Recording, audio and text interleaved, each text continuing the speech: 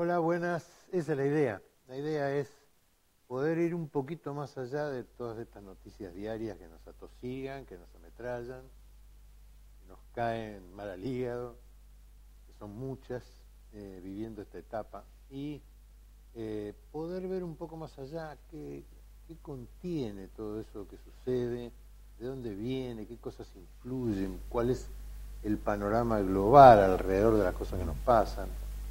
Tener un poco más, un metro más de distancia para poder analizar y compartir y reflexionar un poco sobre lo que nos pasa. Así que bienvenidos. Hoy tenemos un invitado que me honra, que nos honra, que es Juan José Hernández Arregui, hijo de un gran escritor intelectual que hizo un enorme aporte desde el marxismo al peronismo, que marcó toda una generación. Y a su vez, Juan José, que está acá con nosotros, es un abogado que se ha dedicado mucho a los derechos humanos, no solamente, pero a los derechos humanos, que ha sido candidato a gobernador en la provincia de Buenos Aires en el 2011 por el partido Miles, que lideran Alicia y Luis Delía, y que actualmente participa en Patria para Todos, la corriente que orienta Gabriel Mariotto, Amado Boudou, Fernando Esteche, el Nono Frondizi, un montón de compañeros como Valdo Papaleo, como Lía Méndez. Compartimos la tarea de colaborar con el movimiento nacional y popular y luchar por los ideales de Perón y Evita, del Che, de tanta gente importante como Néstor Kirchner, que nos ha nutrido de experiencias y de forma de ver las cosas, cómo encararlo también a favor del pueblo y a favor de la nación. Bueno, bienvenido, Juanjo. Gracias. Qué cosa, ¿no? Qué herencia que tenemos después de tantos años, del 45 ahora, de 70 años de peronismo, que a pesar de todo lo que han hecho para liquidarlo, para que se extinguiera, negarlo, prohibirlo por decreto, no lo han podido vencer, y al mismo tiempo cómo se ha ido consolidando, por distintas razones, un combate contra el peronismo lleno a veces de odio y de teorías. Ya sabemos que el peronismo no es el fascismo, no es el nazismo, que es todo lo que lo acusaban en el 45, después de la guerra y después de la aparición de los movimientos nacionales de Mussolini y de Hitler. Muy lejos Perón de todo eso, pero al mismo tiempo, bueno, eso le generó un estigma que se utilizó en la propaganda de los ingleses en toda Europa y que, como pasó con el caso de Chávez en esta época, generó montones de campañas estigmatizando y tratando de que la gente creyera que eso era un pecado o algo que no correspondía. Y esa es una gran pregunta, ¿no? ¿Qué somos? ¿Qué es el peronismo? Mirá, estábamos hablando fuera de cámara y decíamos que en realidad el fenómeno, como dijiste vos, palabra podríamos ajustarlo un poco después, tiene distintos planos de interpretación, desde lo económico, desde lo político, desde lo ideológico, lo cultural, lo histórico, lo filosófico.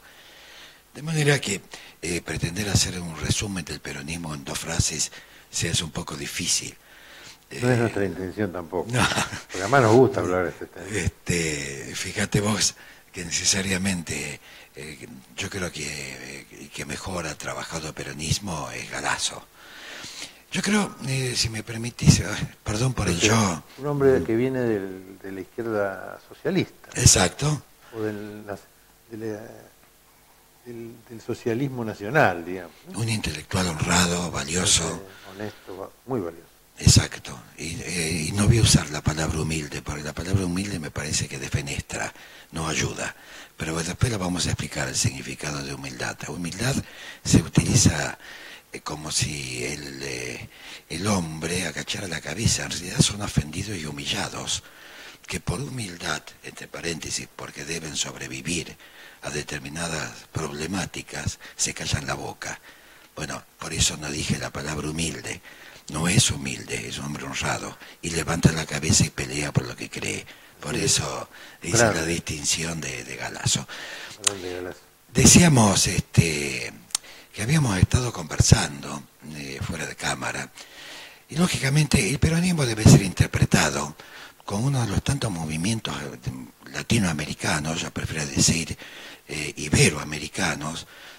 Mi padre usaba Indo-Iberia en algún momento, como tesis del desarrollo histórico del continente sur y centroamericano, en contraposición especialmente al concepto inglés del desprecio a lo que fuera lo hispánico. Por eso ya no te das cuenta. Una interna europea. Ya nos estamos metiendo, ya este solo tema nos permite hablar toda la tarde. Bueno, la cuestión es la siguiente. O sea, vamos a tomar una fecha arbitraria. Si vos observás las luchas por la liberación, tomemos por ejemplo de Monteagudo en adelante. Inclusive podemos hablar del nacionalismo de derecha de Rosas. Necesariamente tenemos que ir a Irigoyen. Estoy tratando de saltar rápido porque si no, no respondo a la pregunta. Y el advenimiento de Perón en el febrero del 46, después de haber ganado las elecciones, por supuesto, contra Braden, en donde que era Tamborini, claro, en donde Braden decía... embajador de Estados Unidos. Exacto, era Braden, no Perón. Bueno, parece que el pueblo decidió por sí mismo. Bien, el punto es el siguiente: el peronismo no se puede definir como una exclusividad de la historia, es la continuidad histórica de las luchas populares por sus propios procesos de liberación y soberanía. En pocas palabras, si vos mirás como antecedente necesario, con simplemente remontarte al pensamiento de Felipe Varela y el manifiesto a la nación americana, al Chacho, a los caudillos en general, en donde la historiografía oficial transforma a esos hombres en semibandidos, semicampesinos, semibandidos. No, cuidado, no eran ni semibandidos ni semicampesinos, eran hombres que, cierto, tenían regionalidad, pero al mismo tiempo tenían una concepción de construcción nacional y unificación federal del país. Quiroga, para dar el ejemplo, a pesar que se declaró unitario, que es una contradicción, ¿no? Sí, decía que en realidad él actuaba como federal porque el pueblo le pedía eso, ¿no? Pero porque él tenía una idea unitaria. Exacto, bueno, pero intelectual también, Facundo. La cuestión no era su posición ideal, sino su posición material. La práctica. Exacto. A la hora de los bifes. Claro. Bien, fíjate vos, en realidad el peronismo representa, entre un conjunto de factores que además se oponen entre sí, no quiero ir más al plano filosófico, representa la lucha popular de la segunda mitad del siglo XX, como reflejo necesario de una memoria histórica, aun cuando no se supiera que fuera una memoria histórica, por un principio de soberanía popular, y donde las mayorías tomaban el poder político. ¿Frente a qué? Frente a las minorías, que indudablemente no estaban para jugar a las figuritas, sino que estaban para hacer negocios, y para imponer una cultura, para imponer la dependencia, y necesariamente, vuelvo a repetir, una posición de clase en donde el pueblo debe subordinarse por un lado, manumitirse por el otro y obedecer. En principio, digamos, si no hubiera sido por los revolucionarios de Mayo, para seguir siendo españoles el resto de su vida. Y después de la Revolución de Mayo, en la tentación permanente de caer en los brazos del imperio inglés, ¿no? Tan es cierto lo que decís, cuando eso lo hablábamos, que fíjate vos, había 4 facciones: francesa, española, inglesa y criolla. Eso ya nos está demostrando que acá había una lucha de clases. Esto, si no lo interpretamos desde diríamos, esa contradicción que significa la dependencia por un lado y la liberación por el otro, que es el pivote fundamental que hoy seguimos discutiendo. Y la vigencia del peronismo es porque mantiene ese pivote fundamental, que además asume el kirchnerismo como bandera propia. En pocas palabras, los movimientos nacionales no se representan solamente por nombres, se representan por hombres, por el sujeto colectivo. Y eso crea el proceso revolucionario que lleva necesariamente a romper con la dependencia, y lo que yo sigo sosteniendo que esto hoy es coloniaje. Me parece, simplemente si nosotros vemos lo que significa el macrismo es dependencia pura. ¿Por qué es dependencia pura? No por los CEO y etcétera, etcétera, porque son, en su concepción intelectual, creen que estos países están obligados a someterse en una suerte de protectorado con relación a los países centrales, que les debe fijar las políticas económicas que a su vez va a favorecer a los sectores dominantes de naturaleza económica. Entonces, no podemos hablar de burguesía. La burguesía, históricamente, no vamos a hacer todo el discurso de por qué históricamente, porque se hace muy largo, tenemos que empezar con Cranwell, para que nos demos una idea. Claro, si no, se deforma toda. La burguesía son movimientos nacionales y son movimientos revolucionarios, pero en los países coloniales no solamente no son burgueses en el sentido nacional, sino que además al ser dependientes pierden su característica burguesa.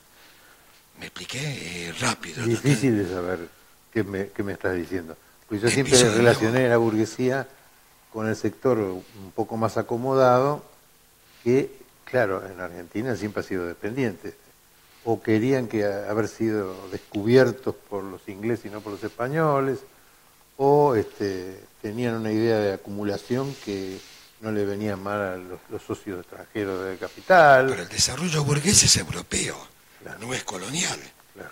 Entonces, en la transposición, en el traspaso de una concepción burguesa al mundo colonial, transforma la concepción burguesa justamente por su naturaleza económica. ¿Por qué? Porque la clase dominante, que además está siguiendo la tesis de David Ricardo de las ventajas comparativas, y le destinan a determinadas colonias una determinada forma de la producción, necesariamente para poder subsistir como clase dominante debe obedecer y responder a los intereses económicos, políticos, culturales de la burguesía europea. O sea, digamos, para hacer una explicación, a ver si yo lo entiendo. Si Macri hubiera estado en la época de la Revolución de Mayo, hubiera estado del lado de los que querían seguir la corona. Exacto. Y después de la Revolución, era de los unitarios que querían seguir ligados a Gran Bretaña. Exactamente. Entonces, por eso el término burgués en el país colonial, para mí no es aplicable desde la visión sociológica, porque no se responde ni con una realidad cultural europea, francesa especialmente. Donde los burgueses eran nacionalistas. Exacto, donde los burgueses eran nacionalistas. Y acá son cipayos. Y acá son cipayos, por lo tanto no es burguesía. Claro, está bien. Es una contradicción. Sí, un tema terminológico, digamos. Se usa, pero quiere decir otra cosa. Exactamente, quiere decir otra cosa. Se resignifica, digamos. Exacto. Muy bien, ¿cuál es la siguiente pregunta? O sea que vos decís que el peronismo viene a ser no un hecho solamente en sí mismo, exacto, sino que en realidad es digamos, al día de hoy, o en los últimos 70 años, el representante de todas las luchas populares latinoamericanas en nuestro territorio. Exactamente, conjuntamente con el resto de los países latinoamericanos. Vos citabas a Chávez, a Correa, a Lula, bueno... sí, podemos hablar de Bolívar, podemos hablar de... Claro, sí, claro, yo estoy hablando del presente. No quiero remontarme nuevamente a la historia para no complicar la conversación. Al representar esa herencia, tiene que ver con todos ellos, ¿no? El kirchnerismo no vino a reemplazar al peronismo, vino a otra cosa, vino a ser la continuidad histórico, política, ideológica en un escalón superior que el peronismo no había podido arribar desde la década del 70 y 80, para ser exacto, en adelante. Estamos hablando de periodo democrático, por supuesto, ¿no es cierto? En realidad yo quería hablar del 70, porque el 70 es la eclosión de los movimientos nacionales revolucionarios que, sin embargo, por errores propios o por cuestiones ajenas, terminan fracasando. Pero nos metemos en otro debate. El tema del éxito o del fracaso es un tema menor, porque en realidad los pueblos siempre luchan y bueno, a veces le va mejor, a veces le va peor, a veces logran posicionamiento, a veces lo pierden. Exacto. Pero siguen luchando, digamos, los pueblos en eso son iguales a sí mismos. No se someten, digamos. Es como todo el mundo...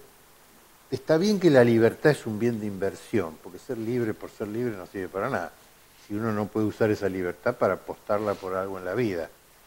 Pero el compromiso que significa la libertad es un deseo natural del hombre. El hombre no tiene un deseo de ser sometido, digamos, salvo en un momento donde su personalidad no le permite valerse por sí mismo. Si no, siempre busca la libertad. Claro.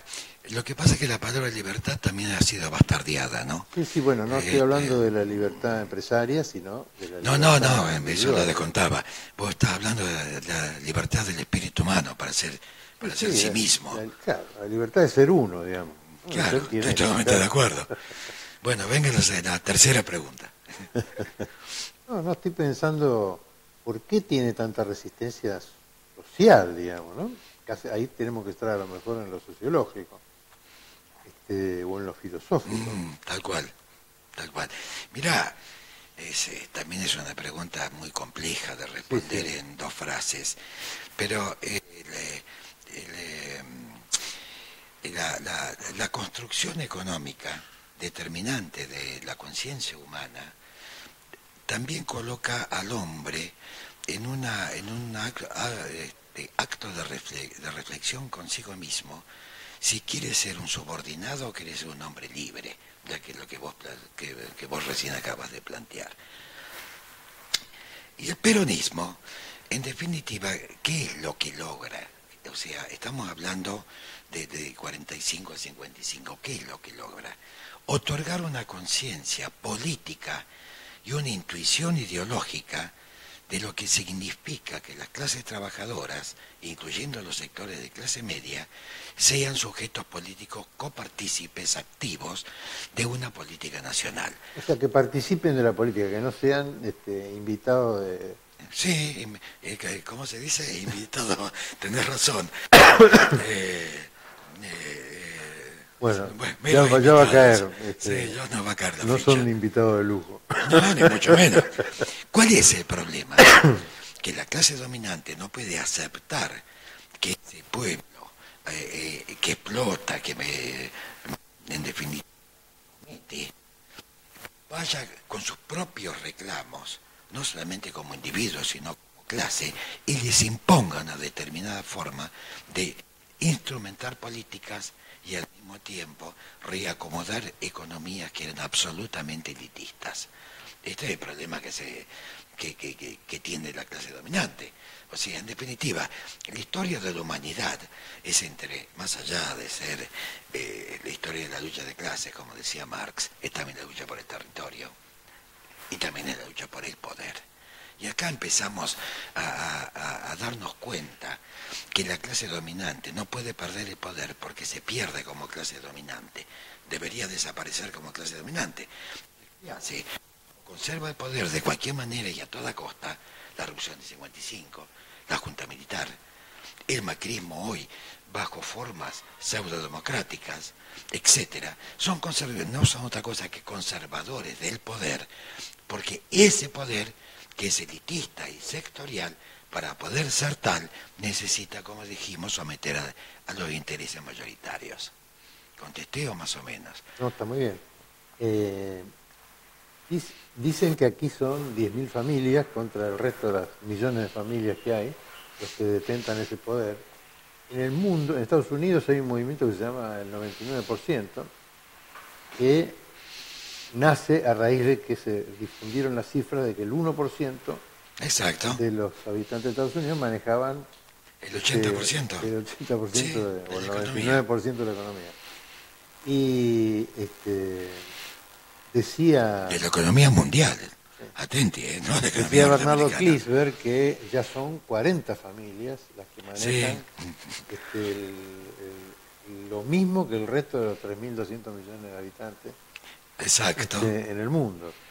Quiere decir que si bien se defiende y de alguna forma se consolida la élite que domina el mundo, que domina nuestros países, que domina nuestro país, al mismo tiempo se va achicando de tal manera que un día o se va a convertir en Dios o alguien va a hacer ping y va a desaparecer. Mira, Es más complejo, pero...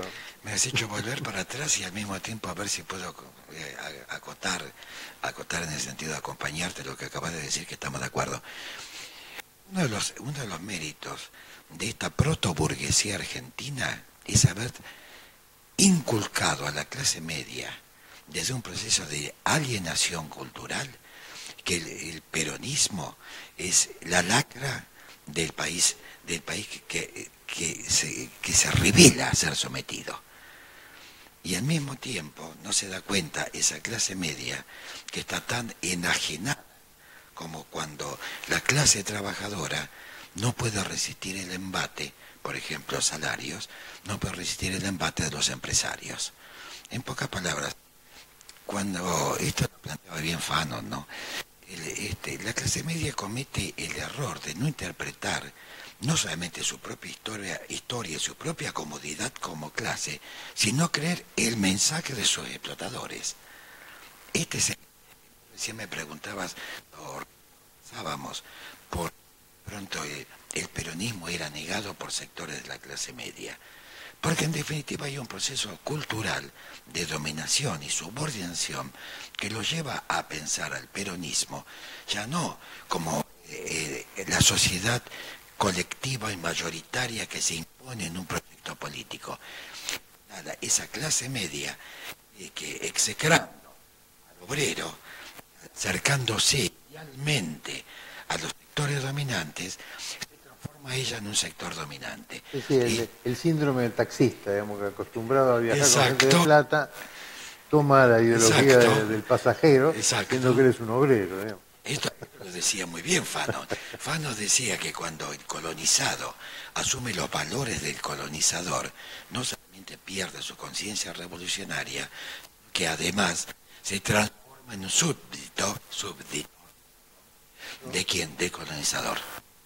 Esto se veía mucho en la época del proceso, que había un grupo de periodistas de economía que estaban apostados por los medios en el Ministerio de Economía, y se ve que Martínez Dios los invitaba, algunos de ellos cuando iba de cacería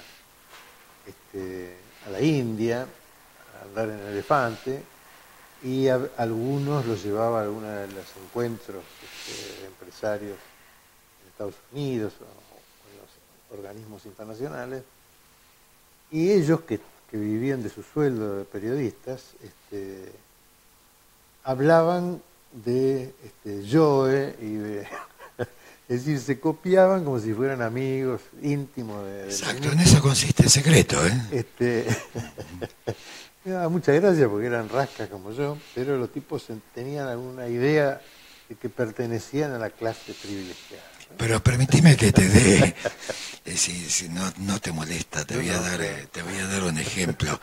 Macri estuvo en España, estuvo en sus reuniones con Felipe VI, etcétera, ¿no?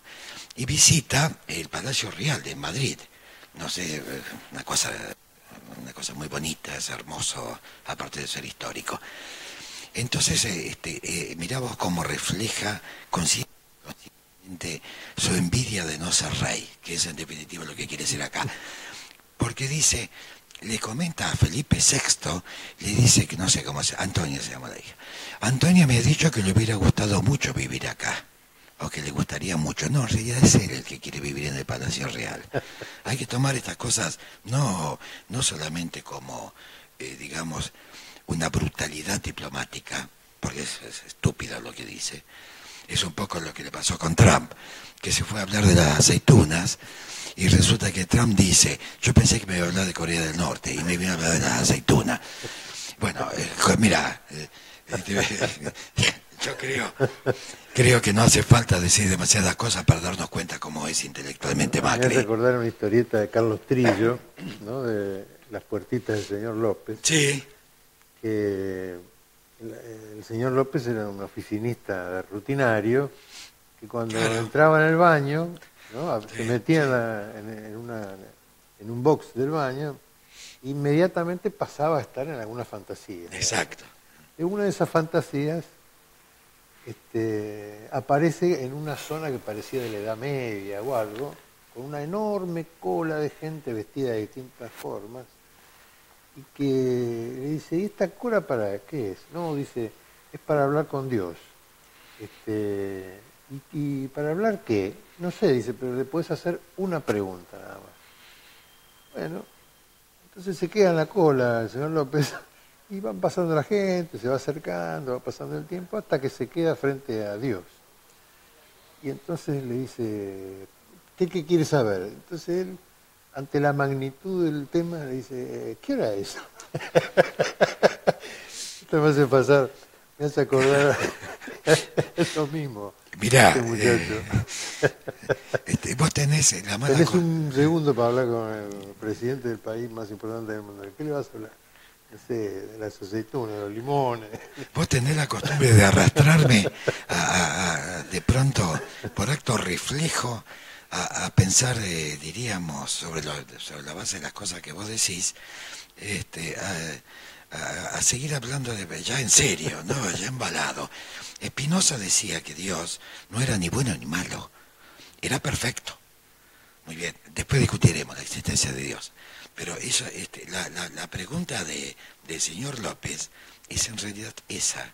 Le está preguntando a un ser, más allá de celestial o no, un hecho terrenal que Dios no iba a contestar.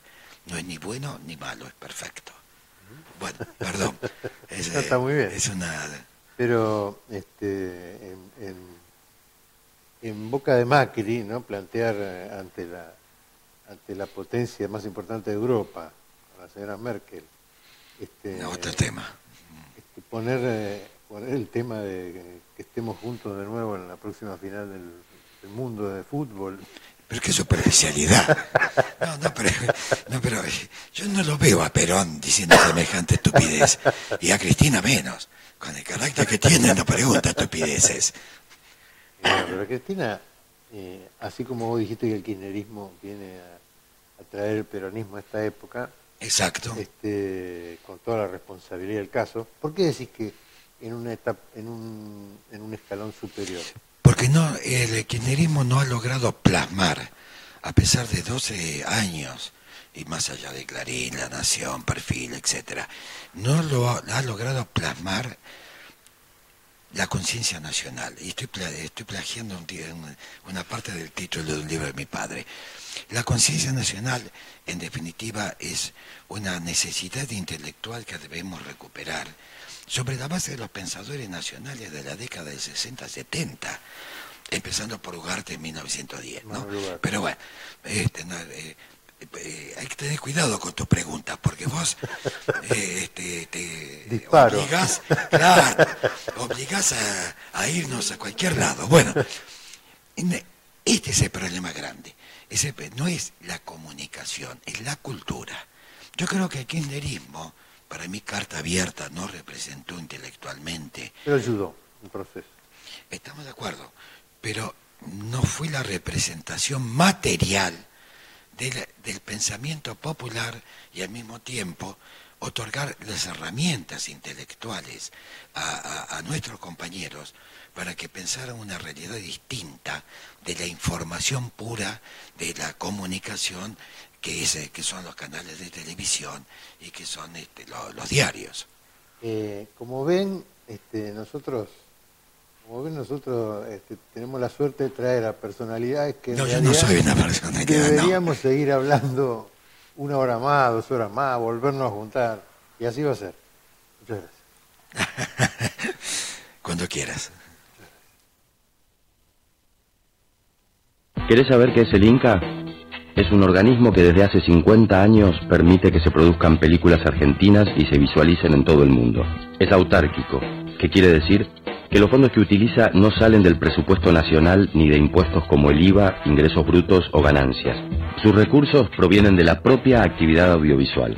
Estos recursos son el Fondo de Fomento Cinematográfico. Por un lado, el 10% de todas las entradas de cine y de cada película que se alquila o se compra.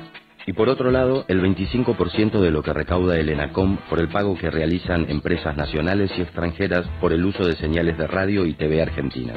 Además de hacer películas, el fondo se utiliza para festivales, concursos, promoción y exhibición en las famosas salas Inca y la ENERC. La ENERC es la Escuela Nacional de Cine, es pública y gratuita y abrió 4 nuevas sedes en todas las regiones del país. Gracias al Inca se realizan alrededor de 150 producciones por año. El cine es una industria como cualquier otra y no solo da trabajo a actores y directores. Del cine viven técnicos, abogados, contadores, corredores de seguro, servicios de transporte, proveedores de catering, casas de alquiler de equipamiento, vestuario y escenografía, investigadores, guionistas, dobles de acción, realizadores de efectos visuales, diseñadores gráficos, fotógrafos, músicos, seguridad, escribanos, salas de cine, distribuidores, periodistas, críticos, organizadores de festivales y generan contenido para televisoras y operadoras de cable que son las que terminan aportando al mismo fondo. De este círculo dependen más de 300.000 familias. Todas las potencias productoras del mundo cuentan con su instituto de cine, y hasta en Estados Unidos se da ayuda económica a las producciones cinematográficas. El cine argentino es reconocido mundialmente. Esto no sería posible sin el Inca, y el Inca no es posible sin el Fondo de Fomento Cinematográfico. Si cambian la forma de financiación, el fondo muere, y con él muere el cine. Defendamos la industria, defendamos el trabajo, defendamos la cultura.